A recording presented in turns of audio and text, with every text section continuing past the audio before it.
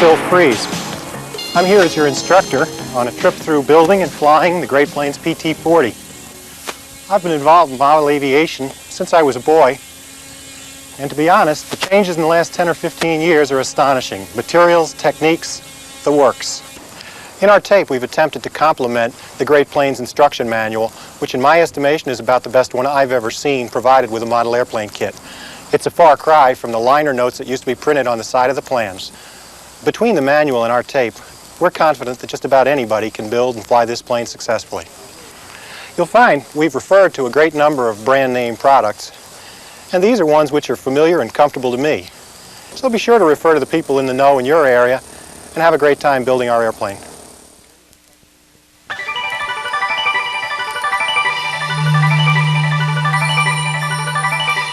Here are some of the tools you'll definitely need.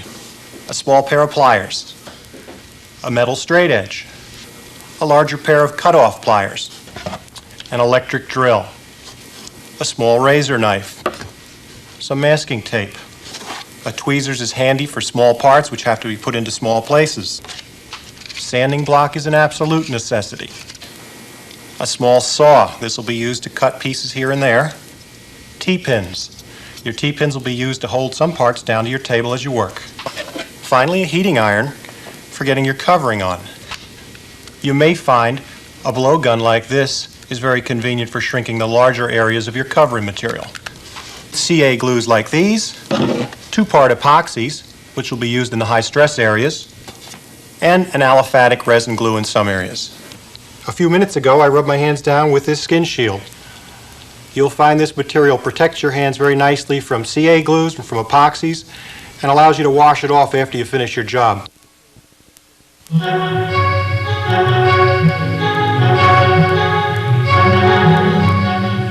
You may not be familiar with all the parts of a plane, so let's take a quick run through of what makes up our model airplane. You've got your wing, the body, referred to as the fuselage. Up here we've got our engine, propeller, spinner assembly, and finally back here, stabilizer, the elevator, the vertical fin, and our rudder. And down below, the undercarriage with the wheels, and of course, inside the body, we've got our radio control assembly and servos.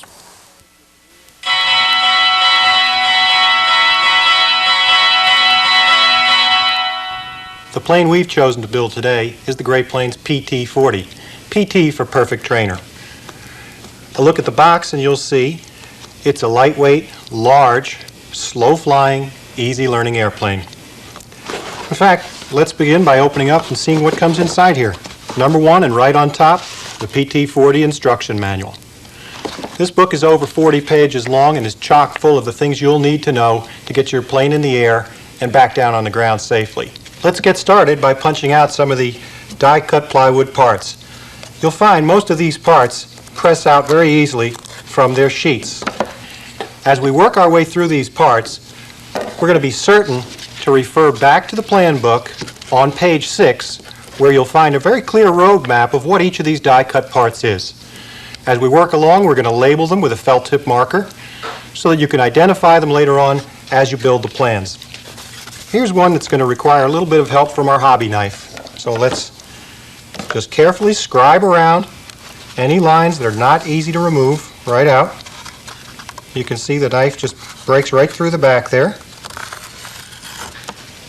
And let's see if we can get it. There she goes.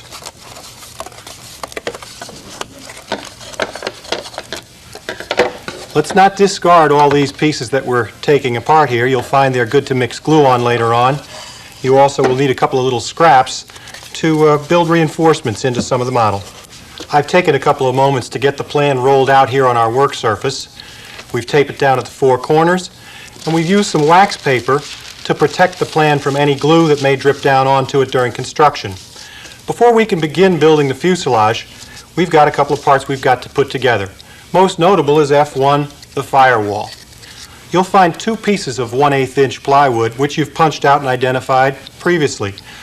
It's time to get those out now and to get ourselves some epoxy glue, which is recommended for this job, to put them together.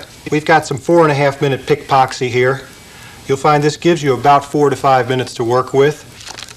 We'll begin with a modest amount of the epoxy, component A and component B. Let's take a look. I'm sure the camera will pick up that we have approximately equal portions. It's very important to try and get them as near equal as possible. This set behind me is done in black Farron film. Sure is a range of colors. You don't want to let this stuff go onto your surfaces half mixed. You'll find that part of it will cure and part will not. So we're going to mix it thoroughly for half a minute or so. And then we're going to get F1 over here. And we're going to spread it uniformly across the part. We really don't need to put it on both sides. And frankly, this glue is so strong that you need very, very little to produce a nice, strong bond. So we're going to spread it thin all the way across the part. As you can see, we want to get it out to the edges. We don't really want to miss any. This is the piece that carries the engine of your airplane and is going to carry it into the sky or into the ground if it doesn't stay together. So let's get it glued thoroughly. You can see we're scraping excess off. Let's turn it. Get this last part over here. Now we're ready to glue it together. Since this glue dries rather slowly, you've got a couple of minutes to get your parts positioned. We've squared them up. We've raided the laundry room for a couple of clothespins. You could stand here and hold this for 4 to 5 minutes. Frankly, I'd prefer to do something else. So the clothespins are that extra hand that I need to keep the job rolling along. 1 or 2 more. And in about 5 minutes, we'll have our firewall glued and ready to get started constructing the fuselage.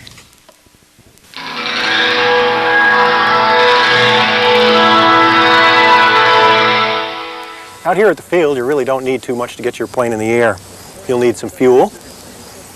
You'll need a fuel bulb or some device to get the fuel in and out of your tank, and a clip of some sort to power your glow plug with 1.5 volts. Model aviation, like any other hobby, has a raft of accessories available. We've got some here from the Hobby Co. line. We've got an electric starter, which makes it very easy and reliable to get your engine rolling. An expanded scale voltmeter, which will allow you to monitor the condition of both your transmitter and receiver batteries. A fuel pump. A tachometer, which will allow you to test engine RPM. And over here, a power panel, which can power all your accessories from one convenient location. Finally, a field box, which allows you to carry everything and store it conveniently on your way to and from the field.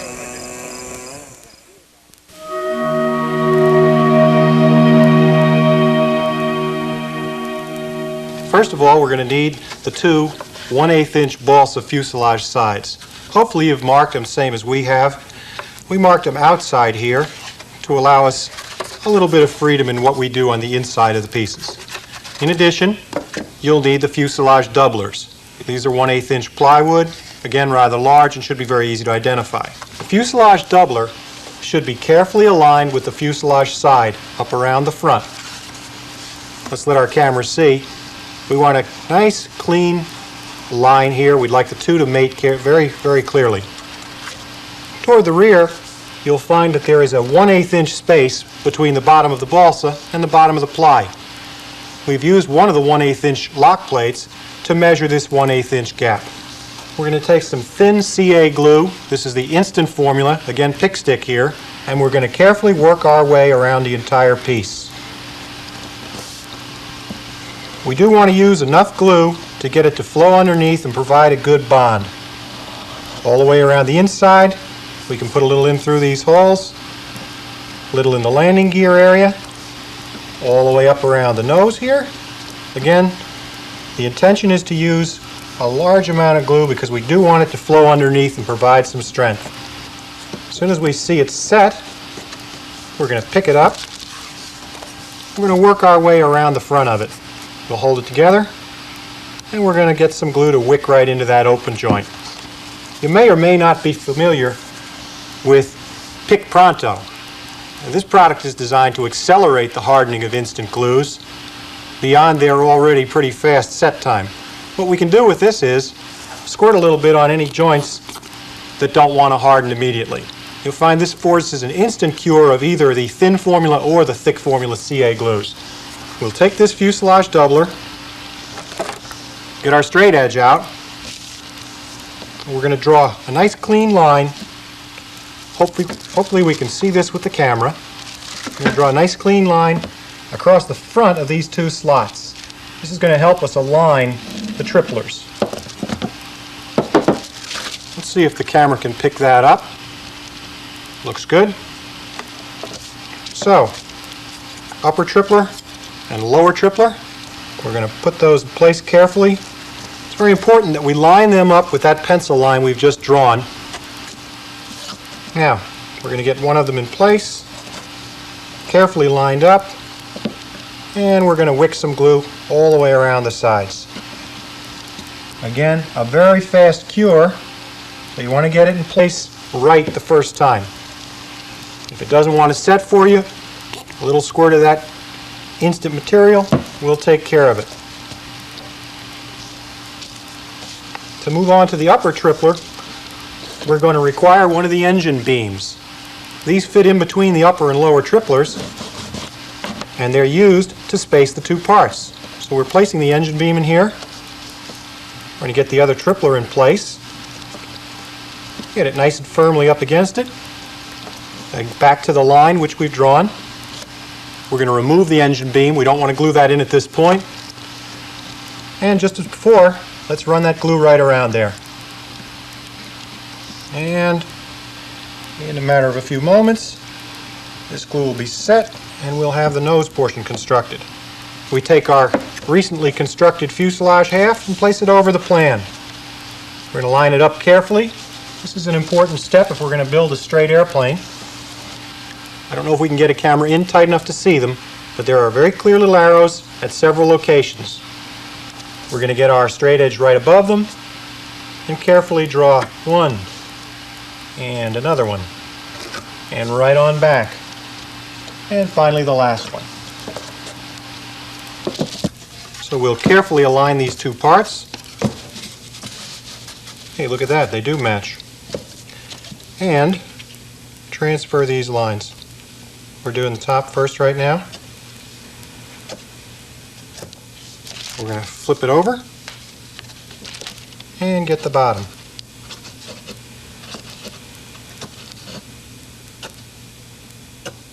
Okay, now we'll take the other fuselage half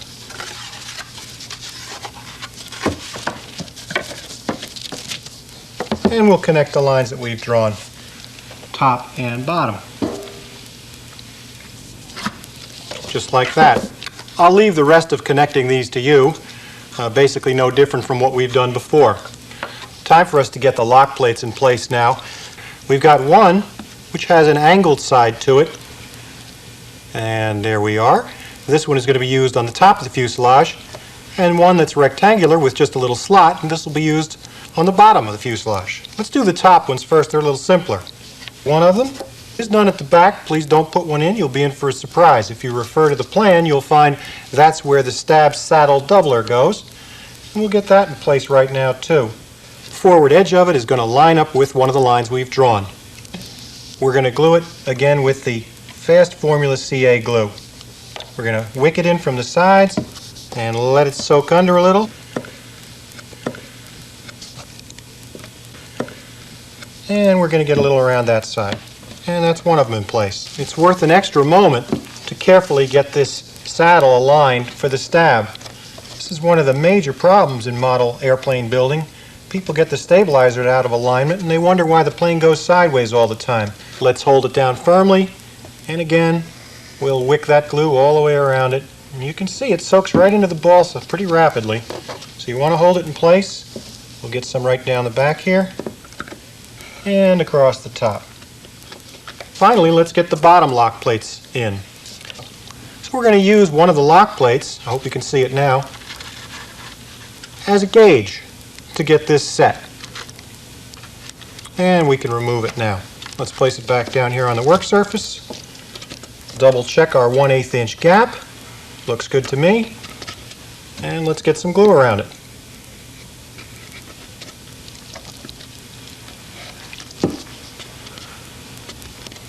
And that's one.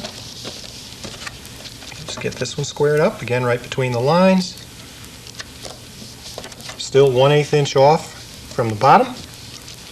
And in goes the glue.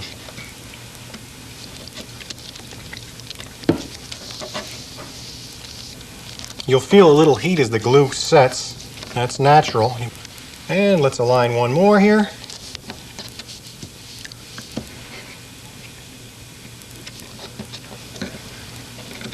And look at that.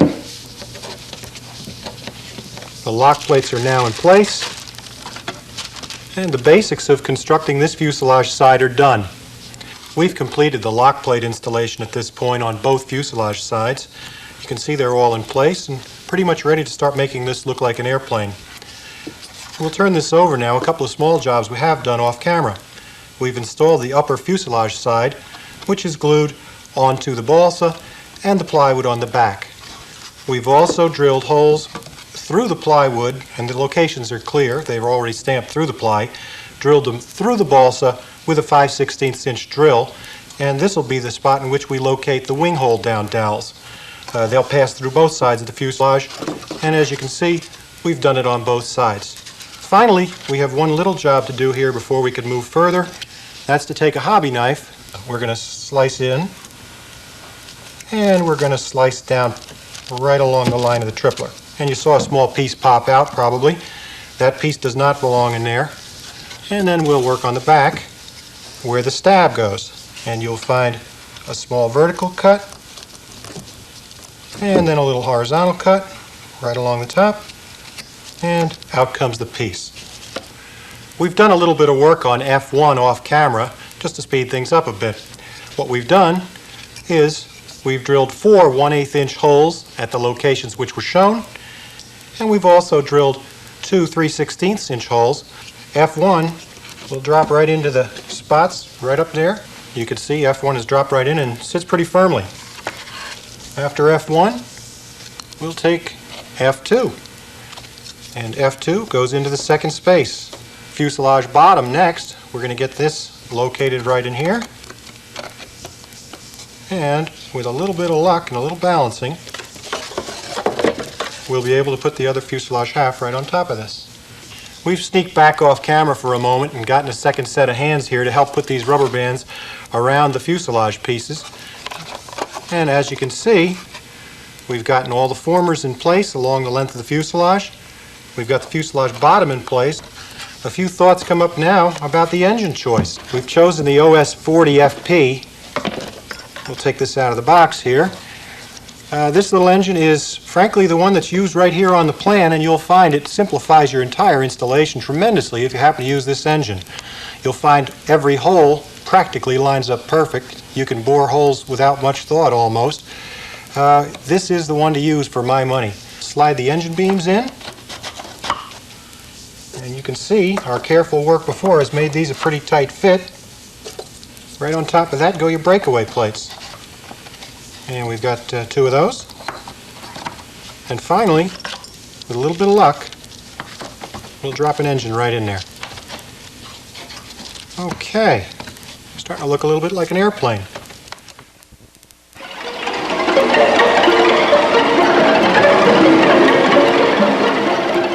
Assuming you're using a brand new engine, you're going to require a little bit of on-the-ground break-in time before you're ready to fly. Our OS-40 FP has some clear instructions provided. I've got an assistant holding the plane back so that I can demonstrate to you what we're doing. We'd like to get a tank or 2 of fuel through the engine at a low throttle setting, a high throttle setting, in fact the full range. We're going to run it rather rich at the full settings to allow the engine to break in a bit though. So let's get our radio turned on. We're going to start this engine at low throttle, and we're using the quick clip starter from Dubro, which is real convenient. We'll bring it up 1 click, and we've already got a little fuel up there in the engine, so let's see if it starts. Well, 1 start. Let's try again. We need another click of throttle.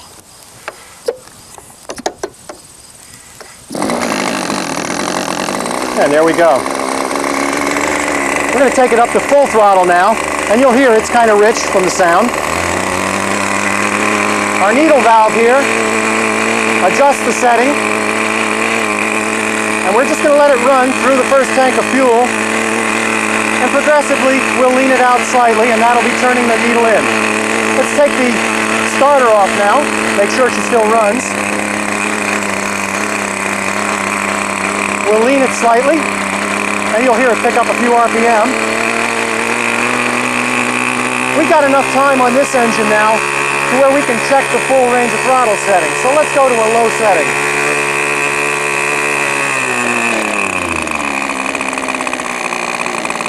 You can probably see now we're down to a nice enough idle where we'll be able to taxi the engine on the ground, and we should be able to take off and land using that setting. So we'll go back up to full throttle, and we'll run through the balance of the tank.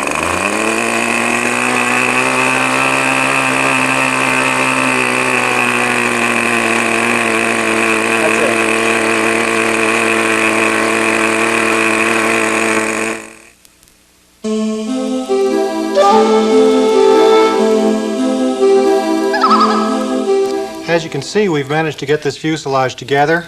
We've done a little bit of hole drilling on engine plates. Let's run you through the gluing procedure for the fuselage itself. It's very important to build a straight fuselage to make a good flying airplane. With rubber bands around it, we've placed it directly over the overhead view on the plan. We've gotten our head right on top of it here and made certain that the lines along the outside line up. You should be particularly concerned that the tail end of the fuselage lines up with the tail end of the plan. This is a place where people do very frequently get into trouble.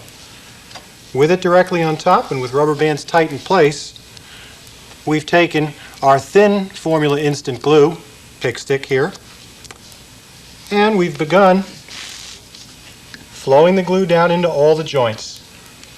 We're holding it together tightly as the glue sets, but this happens very quickly.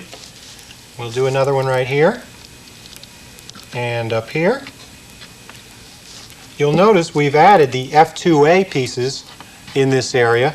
We've decided to build the A wing, and the F2A parts are added and glued right into place.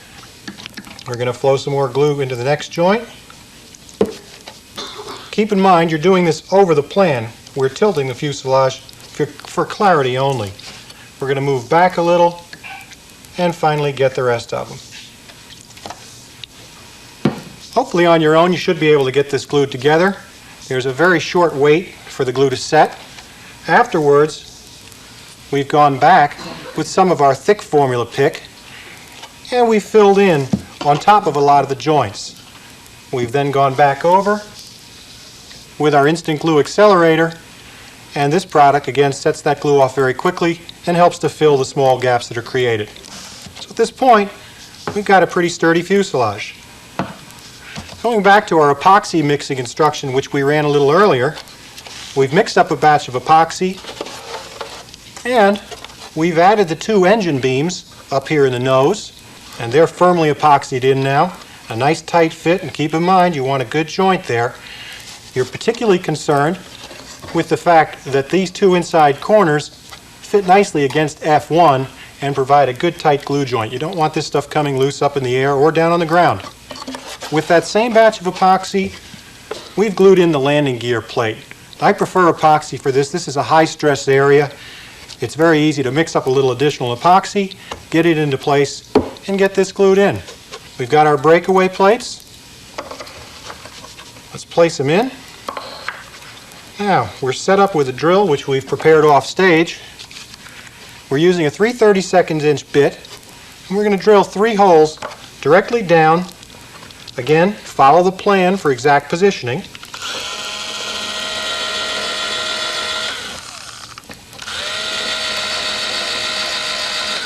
Got to be a little careful we don't drill right down into the side of the fuselage.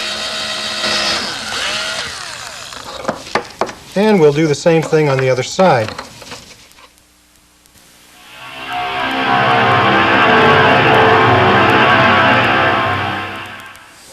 We're using the Sullivan 8-ounce flex tank. You can see this will conform to some tighter positions inside the front of your airplane. And we've pre-assembled the parts that make up the cap assembly. And these will all press together to form a nice leak-proof seal. I've got a complete tank here. Cap assembly in place, and we've cut out the back to show you the way a completed tank looks. very important that you adjust the length of your pickup tube to just allow the clunk to reach the back end of the tank. You can see we've bent up a piece of tubing into the little tank bubble, which gives you a full tank of fuel every time. And the clunk will follow the fuel whether the plane is right side up or upside down. Let's take the hatch cover off and take a look at a completed fuel tank assembly. We've got a little foam in place.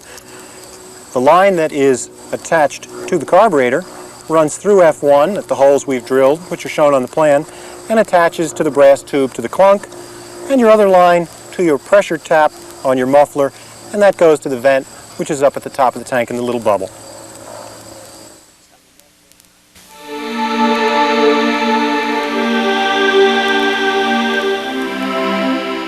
Now we'll install the windshield and hatch. First, let's put the 1/2-inch balsa triangle windshield brace in place and apply using thin CA glue. You'll find it fits right in, and we're going to flow some thin formula CA on both sides to get it positioned.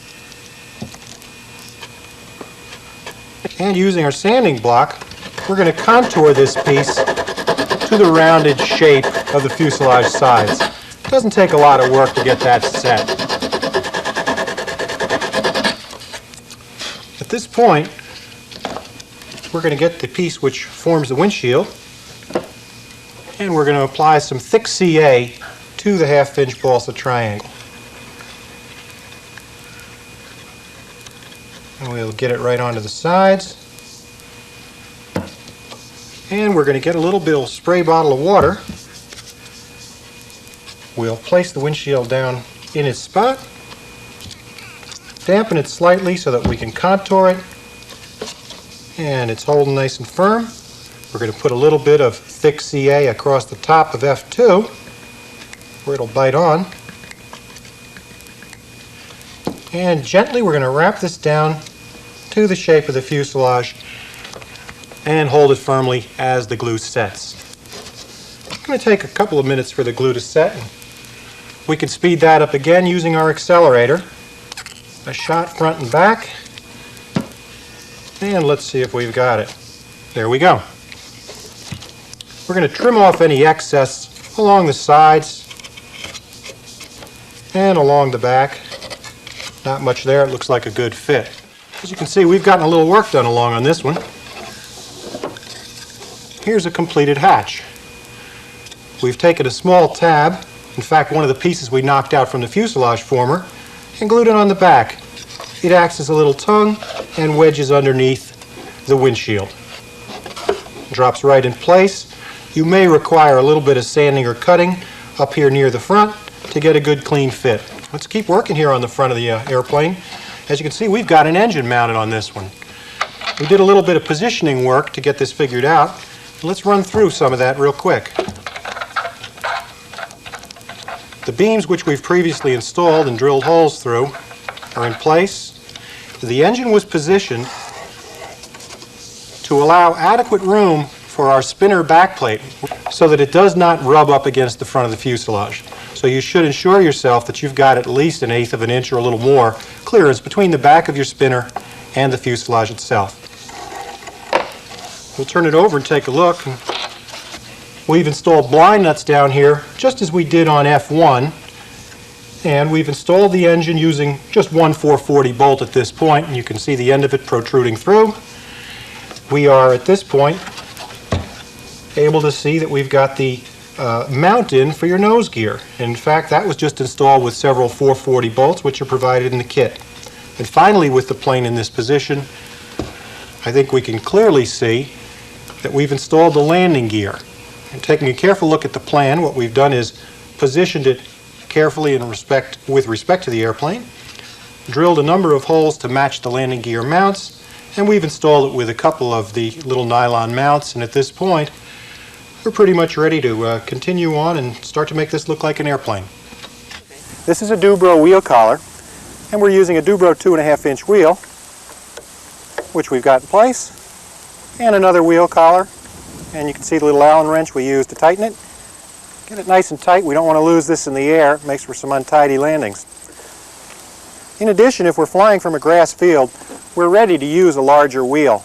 I've got some 3-inch ones here, and the plan does recommend, if you're flying from a rougher field, that you use a 2 3/4 inch main wheel and a 2.5 inch nose wheel.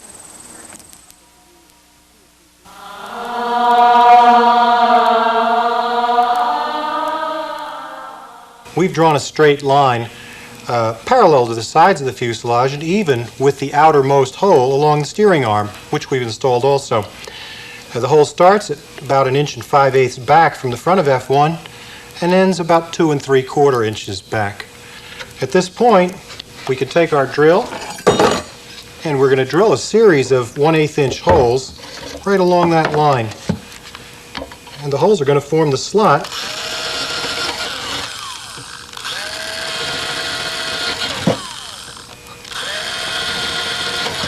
through which our push rod, which will steer the airplane, is going to fit. One more. Now we'll take our hobby knife and we'll square this up into a slot. In fact, there it goes.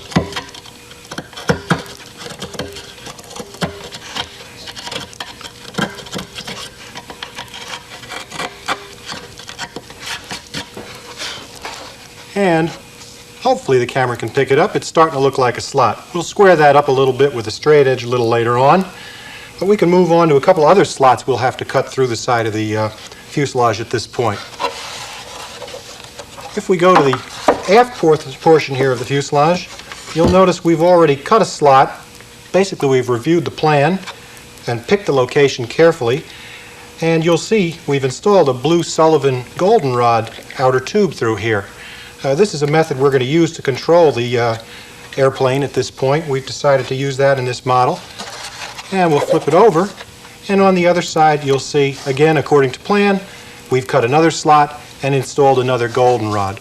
Take a quick look inside, and you can see the goldenrods run from the tail of the plane up to the front. A little later on, we'll get into some details on how the goldenrods work and some of their advantages in this type of installation. I find they're going to be just about perfect for the plane we're building today.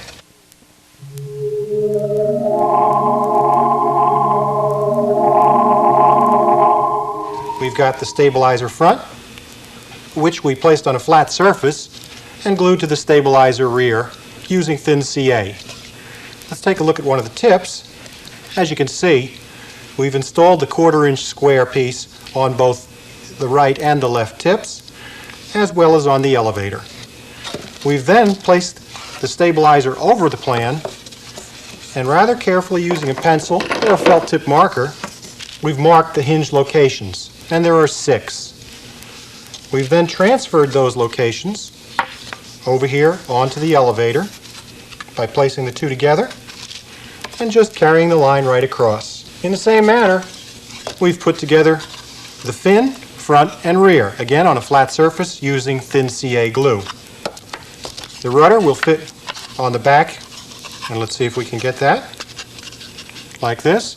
And I think it's time now that we take a look at how we hinge these two parts together.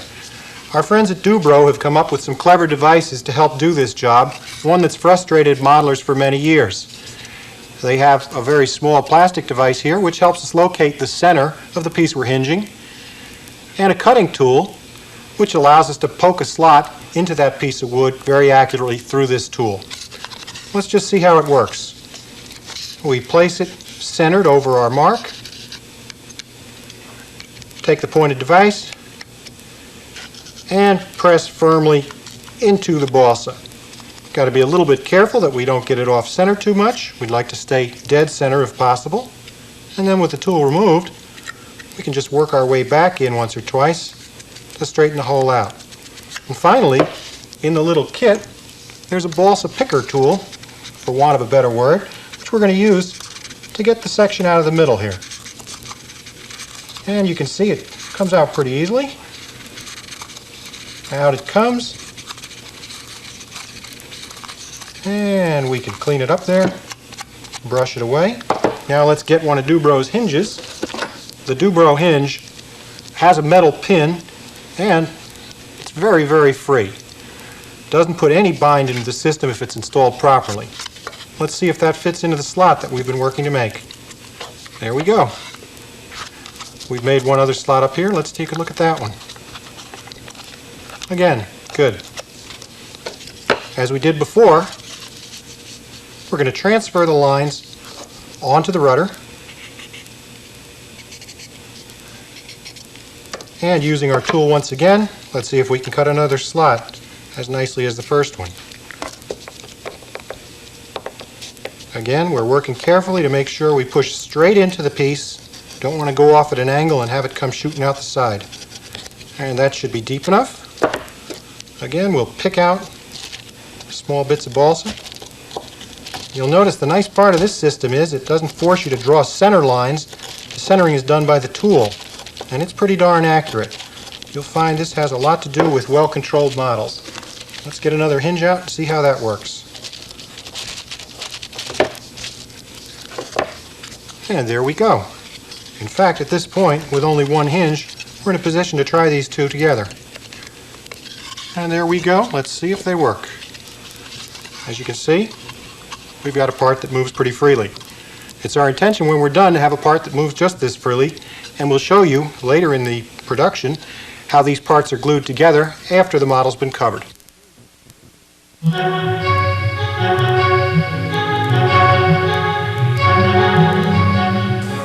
I'd like to take a second to suggest that you join the AMA before you attempt to fly your model airplane.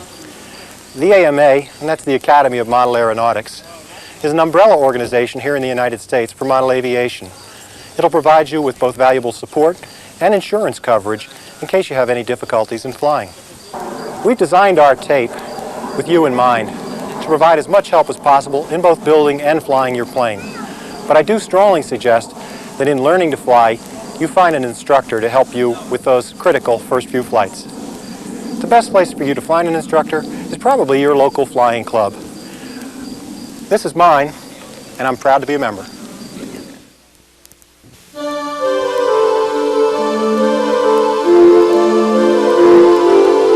We've removed the main landing gear and the nose gear from the fuselage at this point, and it's time that we start installing the stabilizer on the tail. With our fuselage firmly down on our building surface, we're going to measure the height of the two tips of the stabilizer. In looking back and forth, it looks like we're about 1/4 of an inch high on the left side of the airplane here. So what we're going to do is remove the stabilizer and sand to fit. We will get it to where it's perfectly square. At that point, there's another piece of alignment we'd like to consider, and the way we're going to do that is using a metal straight edge yardstick. What we're going to do is we're going to mount it on centers, and we've got a little mark here. It happens to have a hole in it, which makes it very convenient, and we're going to measure the distance to the rear corners. It happens to be 27.5 inches on this side. Let's see what it measures on the other side. Over here we're about 27.25, so we've got a little bit of an alignment problem, which we'll just have to correct by moving it. We want to keep it on centers, but we do want to get those two measurements, one to equal the other. Now we're down to 27.3/8, and on this side, 27.3/8. That's about where we'd like to be.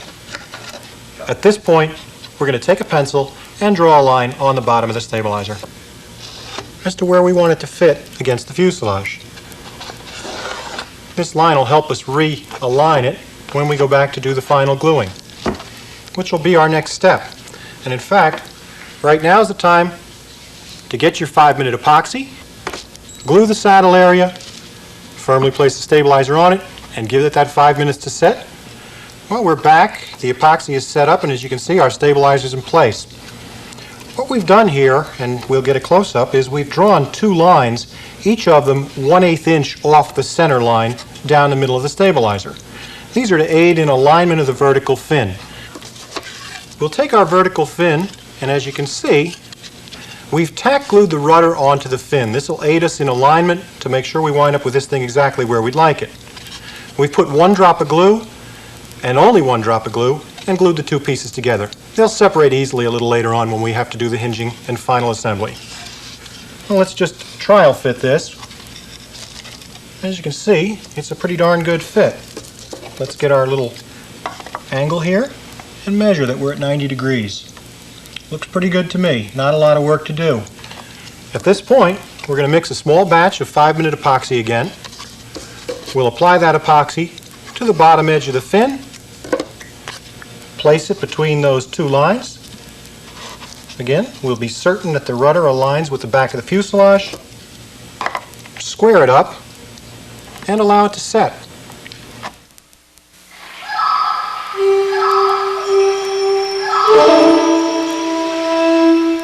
Like any airplane, there's a pre-flight checklist that we're going to run through before we're ready to fly.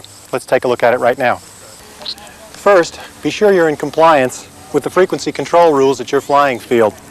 Our Futaba radio system recommends at least 30 yards of range on the ground with the antenna depressed. We've got our assistant about 90 feet down, and we're just going to make sure that we've got full control of all of our functions on the radio. Everything looks good. I guess we're about ready to fly.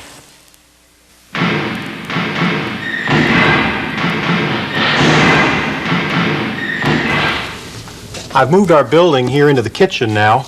Probably a place where a lot of you are working yourselves.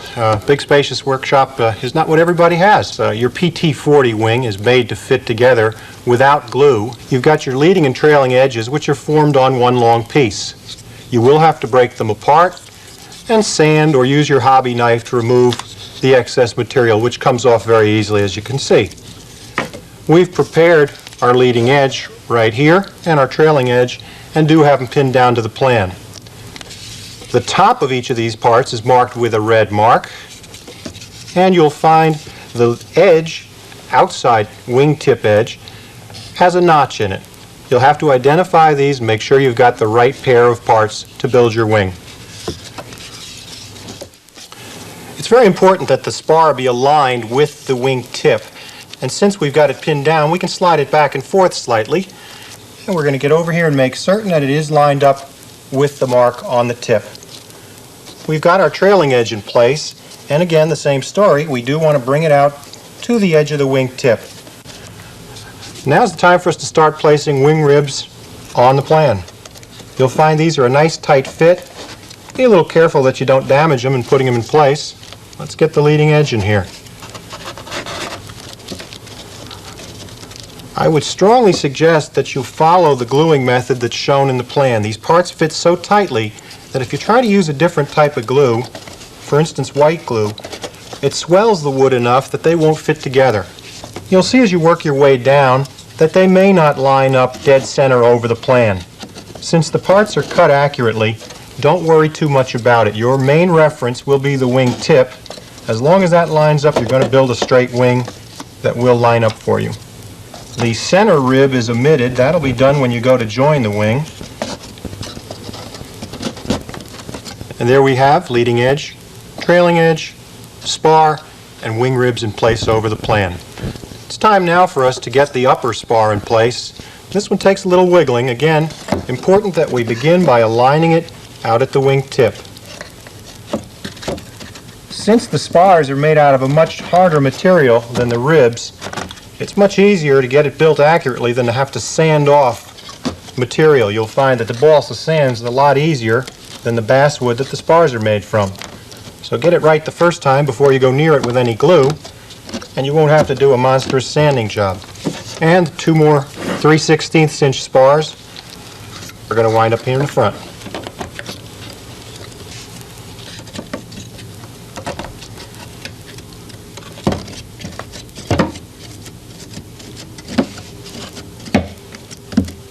Try to inspect all the parts and make sure they line up correctly. Again, that wingtip is your reference point.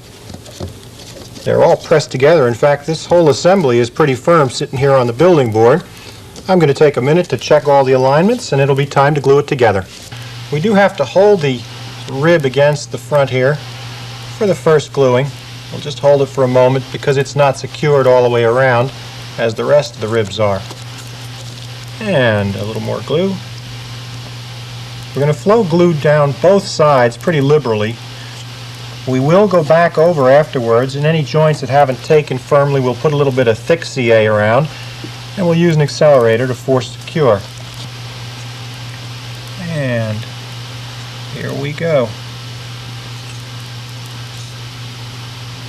We want to go down both sides of these ribs where they meet the leading edge. And be sure the glue penetrates fully.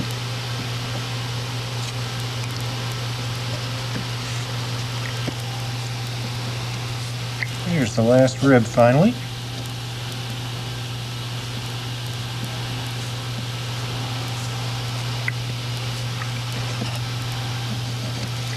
Let's take a look over this now and see if there are any joints that are wider than others. I've got a couple. So here we'll switch to our thick formula CA and we'll flow a little in place. As we said at the beginning, the gaps will fill a little better using this formula and provide us with that strong wing that we're looking for.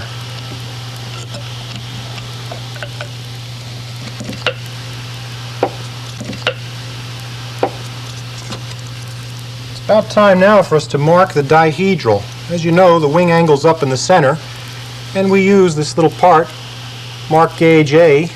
We've chosen to build the A wing, you may recall. And using gauge A, we're going to mark the way the dihedral will be cut into the wing. We're going to line it up directly over the center line, and using a pencil, we're going to mark each of the edges that has to be cut. We have to get these two little spars up on the top. Even though they don't extend all the way down, they need to be cut. And finally, we're going to mark the leading edge here. And if we can get a nice tight shot on the trailing edge, back here, we've got a pencil line, and that's going to be our reference where we have to cut.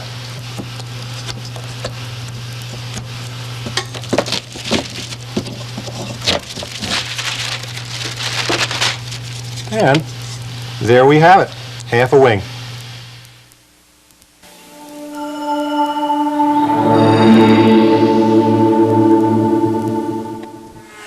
I've made a couple of balance marks on the underside of the wing. As the plan indicates, they're 5/8 of an inch in back of the center of the main spar. I'm going to place a finger on each mark, and we'll pick the plane up overhead and confirm that it does balance at this point level. We definitely want to avoid the plane being tipped way back like this, which would indicate a tail-heavy condition. Also, keep in mind you should balance with the fuel tank empty, because you will have to land the airplane with a near-empty fuel tank very frequently. Balance is very, very important to building a safe and stable flying airplane. In fact, as important or more than building a plane straight. So be sure you get this step right, and you'll be building a plane that's safe and stable to fly.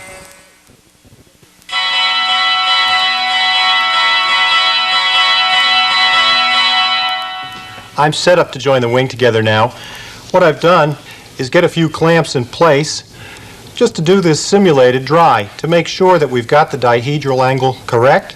In fact, if we swing over here to the left wingtip, we can measure and double check.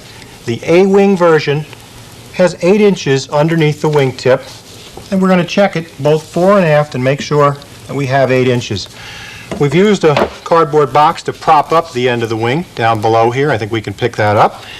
And the box keeps the wing at the angle we've set. The wing is joined together using 2-part epoxy glue, but maybe we ought to take a run back to how we got to this point. Let me take the wing panel that we made just a couple of moments ago, and we'll get it on camera. The lines that were drawn have been cut using our hobby saw. After the lines were cut to match, we've carefully sanded using our sanding block to smooth it up and get a good fit. We'll start here at the A2 joiners. I'm going to have to take these clamps off to get the joiners all out of place to get the glue onto them. However, our setup is still about the same, so it shouldn't be too difficult for us to get it back together. Get some glue onto A2. Remember, you don't need an awful lot of epoxy, so get some on there and spread it thin. Gets on your fingers, you can get it off, especially if you've used the skin shield, which we started out with. Well, let's get one of these in place.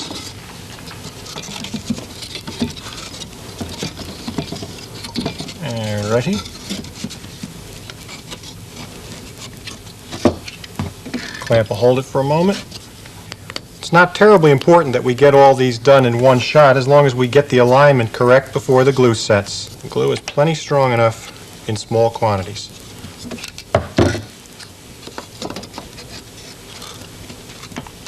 Put my big clamp back on here.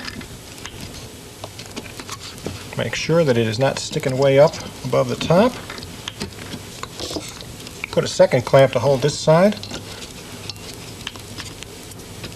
And A2 is on the way to joining. And before it goes too much further, again, let's double check. And we still have the 8 inches of dihedral that we were looking for. We've got another wing panel joined and all ready to go. In fact, this one's pretty far along. A couple of steps are done after the gluing. First, we've installed the center wing rib. And this is done, as you'll find in your instruction manual, by taking 2 of the wing ribs, gluing them together, and they're cut into 2 sections.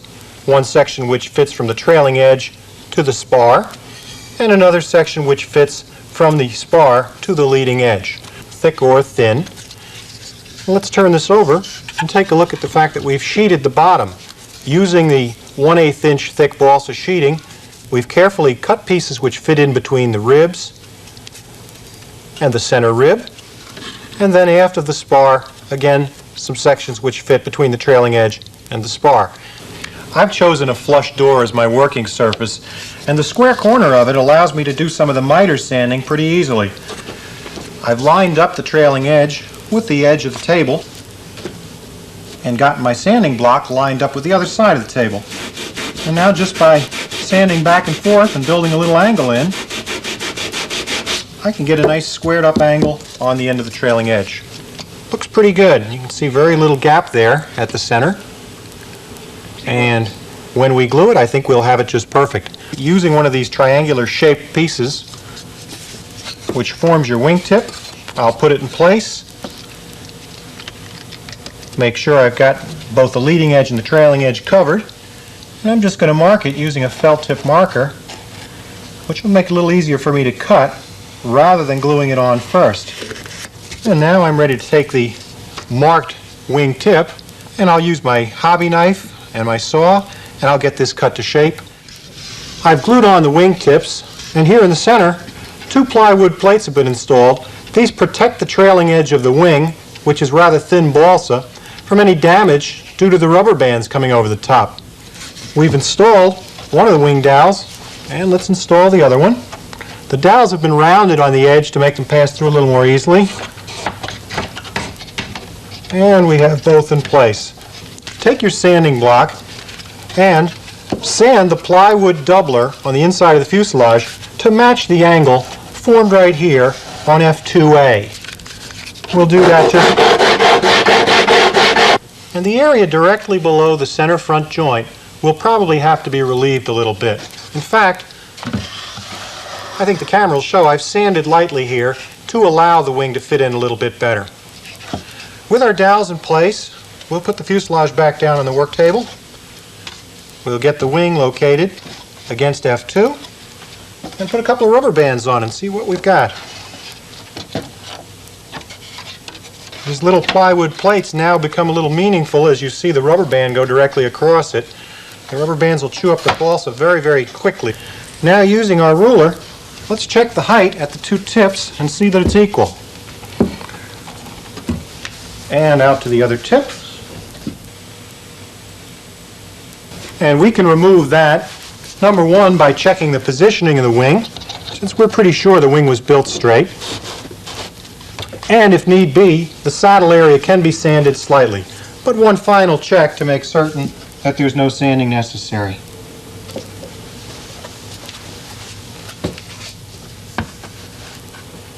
Okay, looks like we've got it.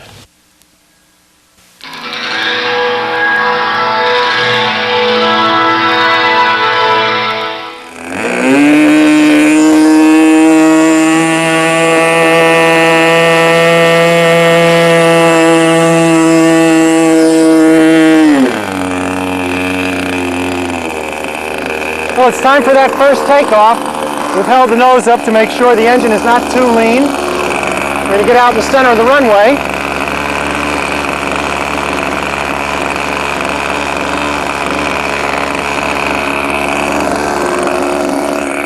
And one more time, we'll run the engine up. Looks good. Moving it back, we'll check that our controls are going in the right direction, up and down and side to side. And it's about time for takeoff here. We'll move a little off to the side. We hold a lot up elevator during the start of the roll. And we're going to gradually advance the throttle and see what happens.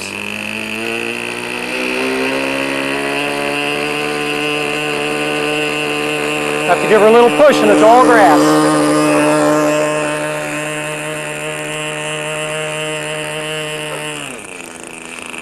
Wheels. Bigger wheels.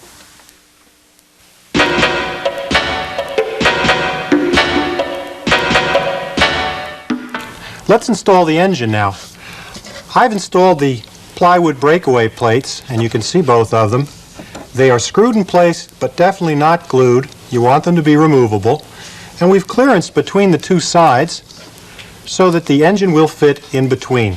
Let's turn the airplane over and slide the engine into place. We've got our spinner back plate installed, and we've left about 1/8 of an inch clearance, or a little more, between the front of the airplane and the back plate. Let's just see if we can turn that up and show for the camera. There we go. Working from overhead, I've used a long drill bit, but there are a number of ways you can do this. I've marked 4 holes for the engine to be mounted. The holes are drilled. These are 1/8 inch holes to allow our bolts to pass through. And then on the underside, I've installed 4 blind nuts, same way we've done it before, and the blind nuts are glued in there with a drop of glue under each one, and will hold the engine in place. Let's turn it over. Get the engine in place. Taking the time to make one substitution in the kit here. We're using socket head screws rather than using the slot head ones. They're a little easier, as far as I'm concerned, to get in and out of the airplane, and you are going to want to take the engine out occasionally in the building process. And as you probably can see, that's a little easier than to try to keep the screwdriver on there. That basically takes care of the engine installation, with one exception. You will have to cut a relief for your muffler to fit. Let's take the muffler now. We've already cut a pretty sizable relief here in the right side of the fuselage, and the muffler fits right in. We've also taken off a fair amount of material up here along the side so that the muffler doesn't lay directly on the fuselage itself. There's about 1/8 of an inch clearance between muffler and fuselage.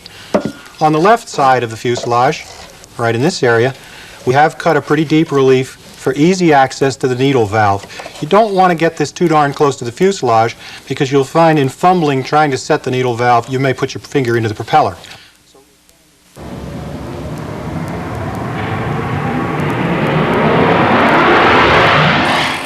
Well, let's see if we have a little more luck getting off the ground with slightly bigger wheels here.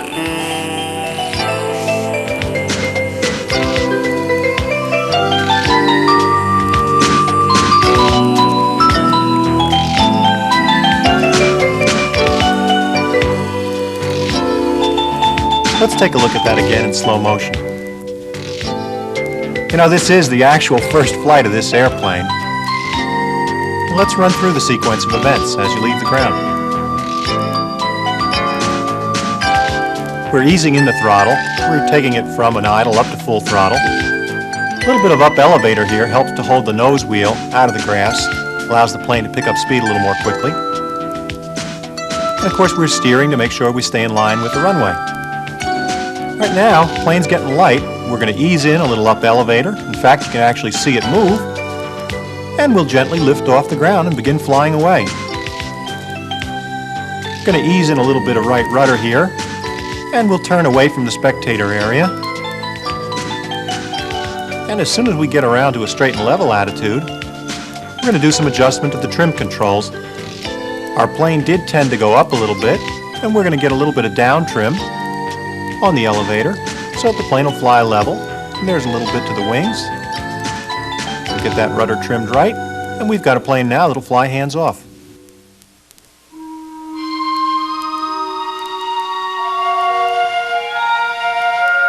We're looking at a nice, tidy, clean servo and radio installation. As you see, the switch is located in there, and servos directly behind, and control rods are visible at this point. But let's take a look at some of the steps that are necessary to get to here as far as the installation is concerned. The first step we'd like to do is to install the switch into the servo tray. It'll pass up from beneath, and you'll find the small plastic plate which is supplied right here will be screwed over the top. I would suggest at this point that you put the off control so that it'll be on the right side of the airplane.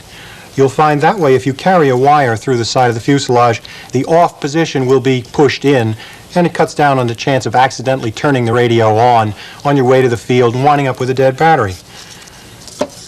Your servos, which are provided, have some small rubber grommets. These are used as a vibration insulator. We've installed 3 of them on this servo, and let's get the 4th one and show how it's installed.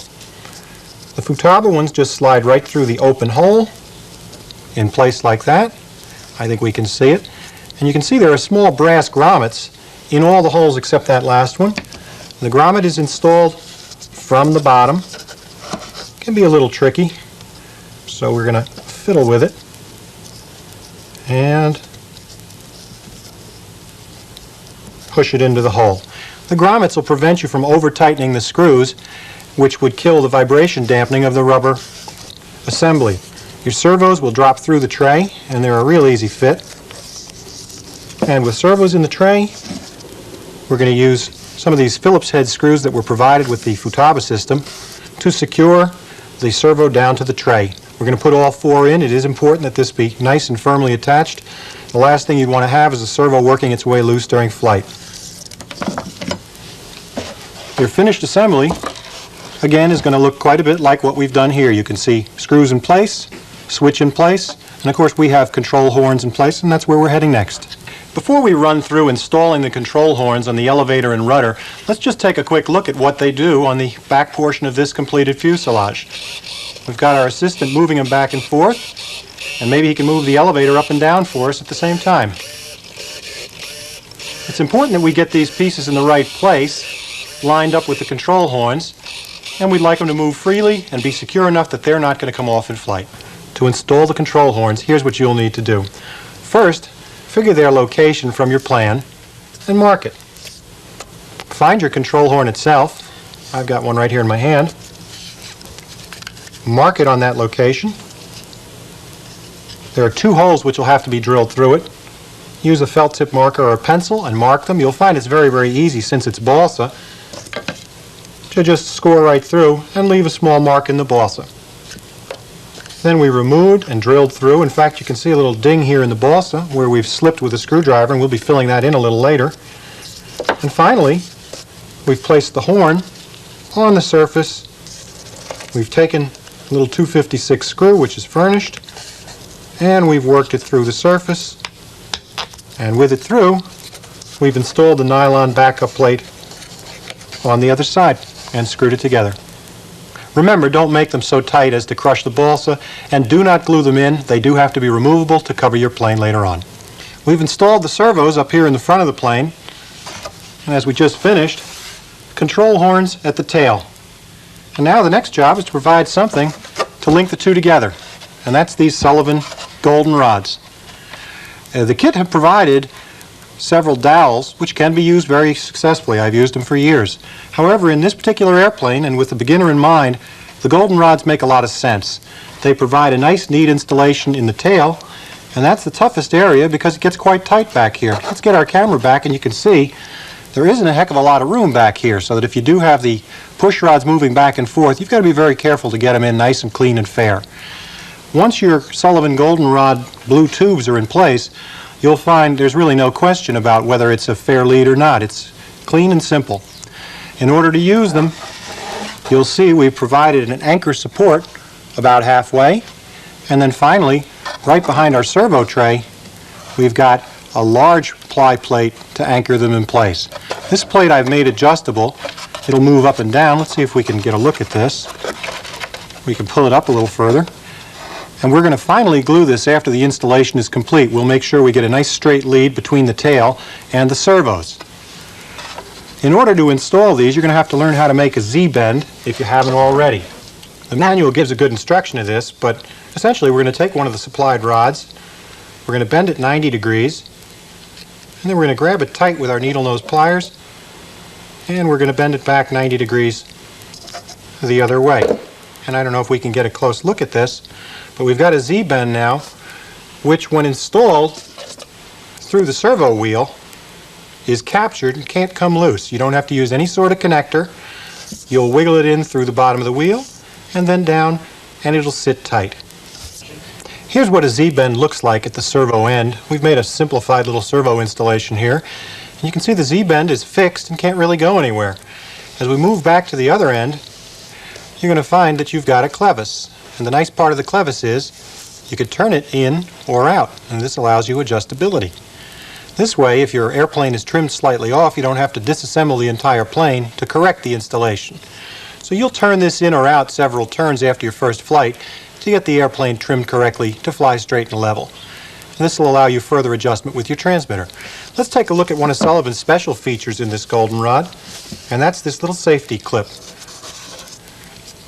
You may be able to see this little metal clip which snaps right over the clevis link. Once this is in place, you'll find it's almost impossible for this clevis to come open unless you fly up there yourself and remove the little clip. The servo we're looking at now controls steering.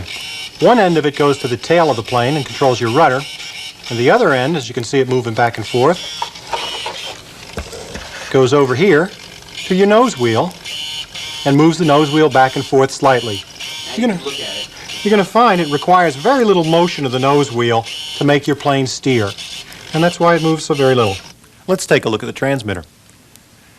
This movement is going to cause the plane to turn left or right, and this movement will force the plane up or down.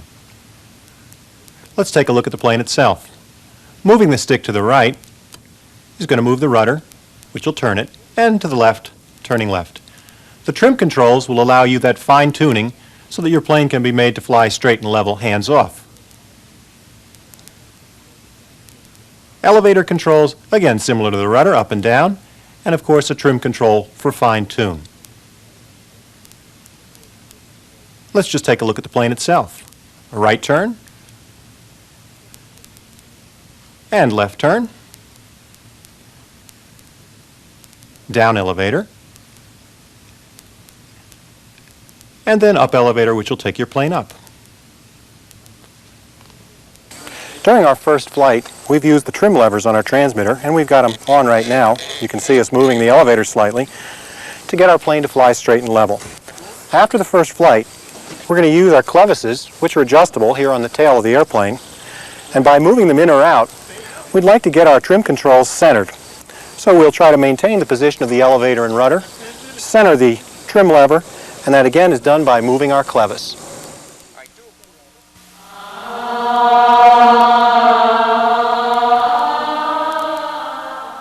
We've come a long way from the days of tissue paper and dope paint. The modern coverings are a miracle, enabling almost anyone to do a beautiful job. One of my personal favorites is Black Baron covering from Coverite. It has an amazing ability to stretch around corners and curves and then shrink all the wrinkles right out. Now we're going to get you out on the field in a minimum of time with a plane you can be proud of. There are a few items you'll need in order to cover your plane. We've got a Hobbyco heat iron right here, and in order to read the temperature, a little thermometer, which you sit upon it, you wait a minute or so, and you'll have the actual temperature that your iron is at. Here's what it looks like. In addition, you'll require a nice sharp hobby knife. Some fresh blades would definitely be worth having. The more often you change the blade, the sharper your cuts will be. And finally, we've got a heat gun, which is not absolutely necessary to build your model, but for the larger areas like your wing, comes in very, very handy. Before you start covering, be sure you take some time to round all your edges, which we've done along here. And we've also filled in a few little nicks and dings. I think they'll show up on the side of the fuselage. And to do that, we've used a vinyl filler just like this. Let's put this aside, and we're going to start by covering the rudder. We've cut a section of covering material just a little bigger than the surface we're covering. We're going to get it in place, And our covering procedure is going to be to tack down the corners of it rather than the entire piece. When we're working on solid material, we're going to lower the temperature of the iron slightly so that we don't shrink the material too much. We'll get a few more tacks into it. You can see the material start to pucker as it shrinks a little bit. And now we can iron down the bulk of it.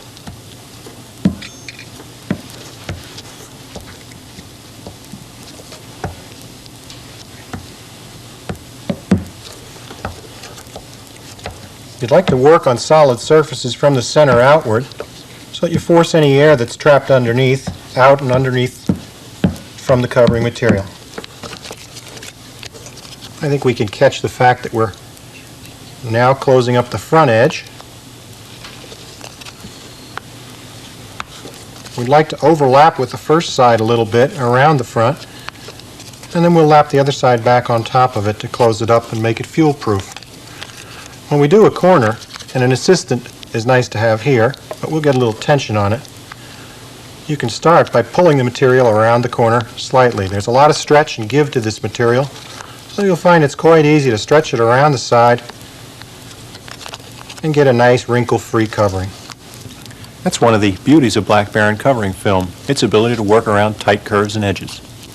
Curves for most people are one of the most challenging parts, and it's quite easy here to get just about all the wrinkles out.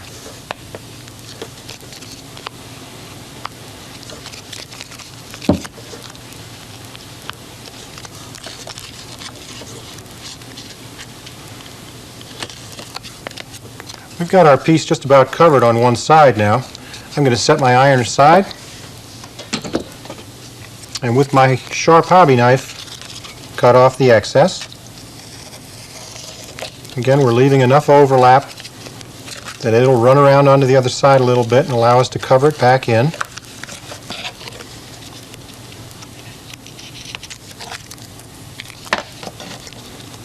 And cut a little more off down here on the bottom.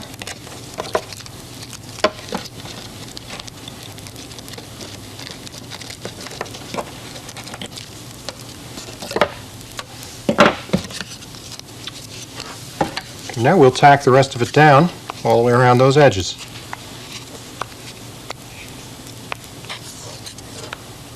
Now we'd like the material to shrink a little more. In fact, we're going to raise the temperature a little bit just to get all those little pucker marks to go away.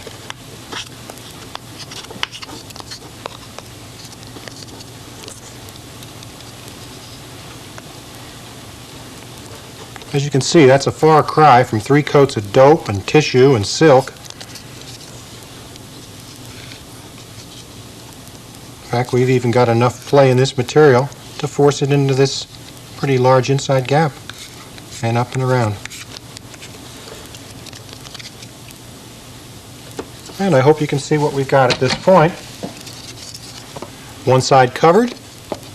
We brought the material around the front edge and down into the gap here for the elevator. And we've overlapped the rear edge by a little bit, and again we're going to carry the covering from the other side, the bare side, over onto this to form a fuel-proof coating. I really like this translucent backing material on the covering we're using. It's a lot easier to see as you remove it, and you know you've found it and gotten it off. On the other hand, it does stick to the modeler a little bit.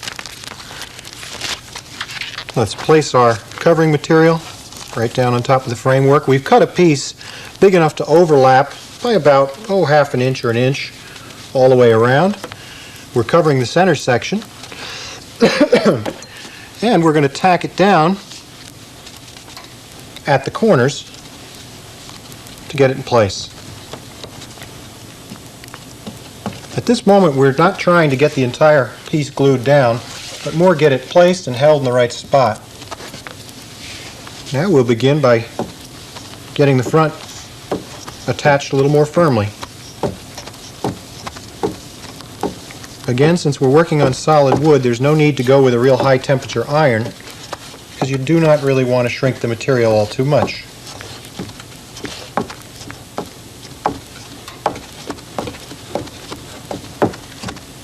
This is where your good sanding job really pays off because your covering material will reveal every little bump and nick in there so those few minutes you spent sanding are well worth the time. Now let's put a little tension at the back edge and get that down in a few places.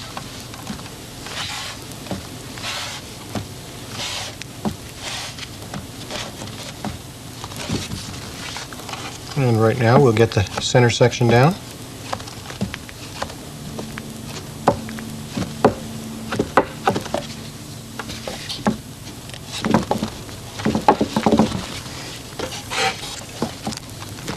Now we're going to get the rest of the trailing edge completely down.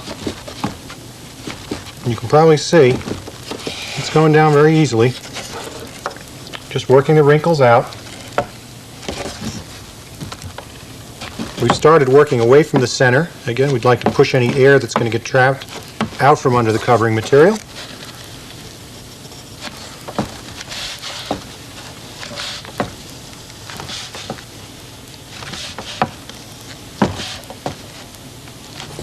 You can probably see we've put a little tension into here just in getting the material onto the wing.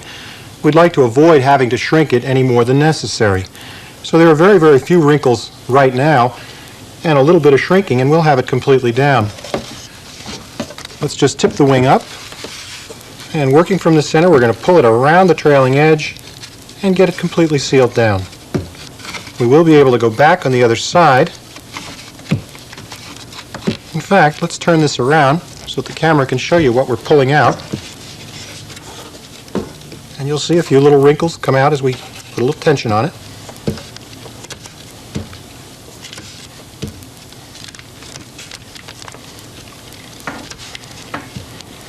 We're going to stretch it around the tip a little bit. Again, that extra stretch helps a lot here.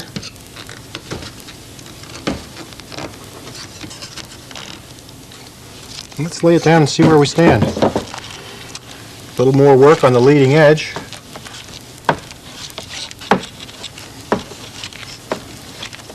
You know, we've chosen white, but as you can see on our work table, there are an awful lot of colors that you can use to decorate your plane. And given the speed that this stuff goes on with, there's no excuse for not coming up with something nice looking.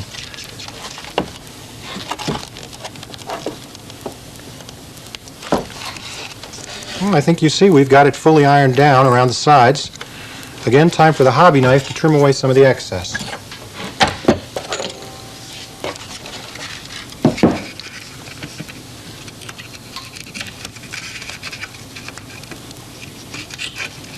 A sharp knife is a definite attribute here. As you can see, you can cut right through it in one continuous sweep. Let's take a look at the wingtip now. In fact, I've done a nice enough job covering the bottom that I'm just going to carry this flap right up and get the wingtip covered.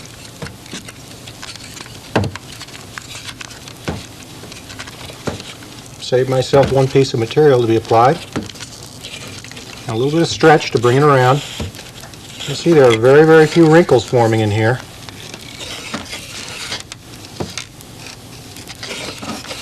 And a little pull. In fact, maybe we can see this pucker. Let's see if we can pull that out now with a little bit of tension and a little bit of heat. There it's going.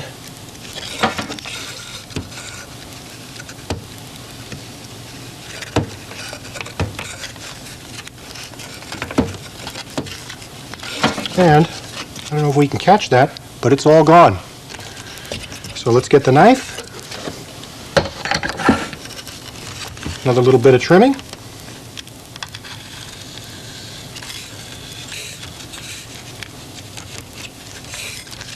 We've actually managed now to cover both the bottom and the wingtip with one piece of material. Now's the time to show you one of the fun parts of covering your airplane, and that's finally shrinking your material drum tight. We're using the heat gun here because the large area can be done very quickly. Got to be a little careful not to melt the material, but as you can see, the wrinkles and puckers practically vanish. We've got about a third of this panel done right now, and in about another half a minute we'll have this panel all set. Here's our completed wing. And now finish your fuselage as well, of course. We've done some trim work on here. Let's take a look at some trim sheets. The beauty of these is that they're self-adhesive. You don't get any bubbles. And they come in a variety of colors and patterns. We've used a solid one to make this wing mark and a little bit of trim tape to outline it.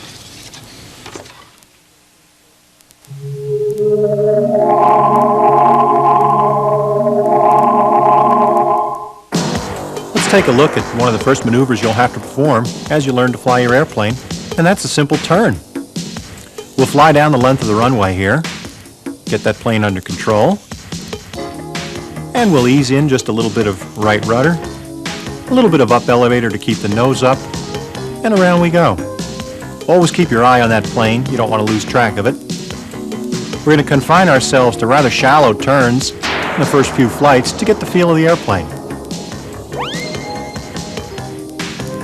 And we'll sneak in a little loop here. Takes a little time to take our mind off some of the other aspects of flying. We're doing an awful lot of our flying down near the ground, and that's primarily for the camera. Definitely not what you do as a beginner. Bear in mind that a model airplane is definitely not a toy, and you've got to be careful with what you do. In fact, if you're a beginner, we strongly recommend that you get the help of an experienced instructor before you go out and try to learn to fly.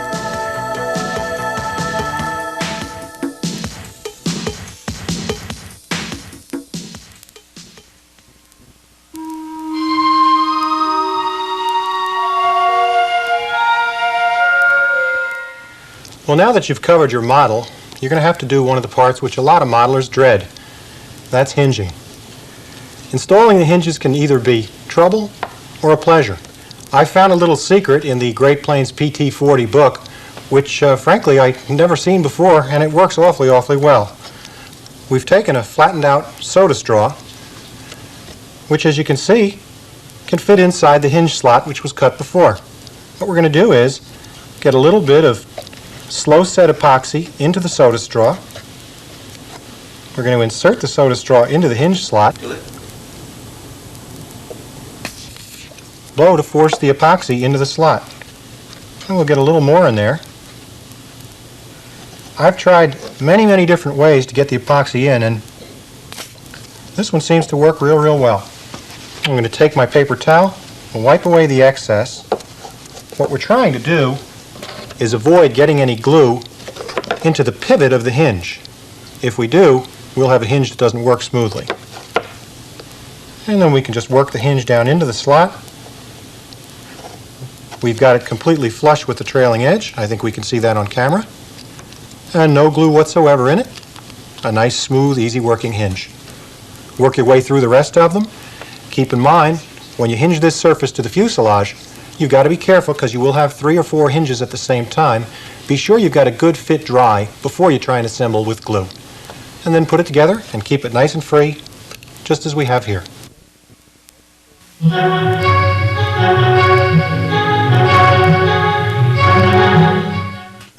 The plane is awful stable near the ground, so we'll just fly parallel to the runway, swing a little bit to the left here. We'll swing a nice gentle right turn, a little wind coming up. And here we come on final approach. Chop that throttle way back, get our wings level. We're reducing throttle gradually, and hold the nose up slightly, and we're about ready to land. And down we are.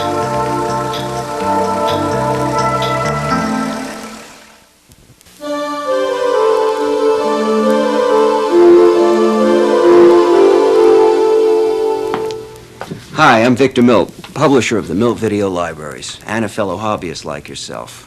I just want to let you know we have a lot more films in pre-production or on the drawing boards. Films on covering techniques, construction techniques, large-scale, half-A, pylon, and control line racers. In order to keep the library alive and growing, we're going to need your help. Meanwhile, keep building and keep flying. At this point, I'd like to thank the manufacturers whose products we used in the construction of this plane. The following products were made by Hobbyco. The Deluxe 12-volt electric starter. The Digital Mini-Tac. the electric fuel pump,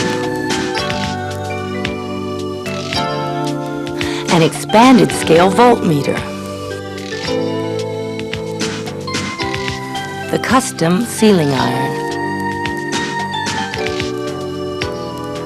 the deluxe power panel, and Hobbyco 6-minute epoxy. The OS 40FP model airplane engine. Spray and brush epoxy from the Black Baron by Coverite. The beautiful collection of Black Baron covering films. And Stars and Stripes graphic trim sheets from the Black Baron. From Penn International Chemicals, the PIC family of glues, featuring PIC Epoxy. PIC Stick CA glues. PIC Pronto, PIC Resin Whacker, and PIC Apart. And the many other fine products from PIC. From Dubro, manufacturers of fine model accessories and tools, the Dubro low bounce wheels, the hinge slaughter and nylon hinges, socket head drivers, bolts, and screws, Dura collars and easy connectors, and the all-new Quick Clip 3, designed for easy starting in the field. From Futaba Radios, the Futaba Conquest, complete with transmitter, receiver, servos, batteries, and charger. From Sullivan Products, the all-new Golden Clevis, the Golden Rods, and the Sullivan Control Rod Clamp. The Sullivan Flex Tank. There's a shape for every plane.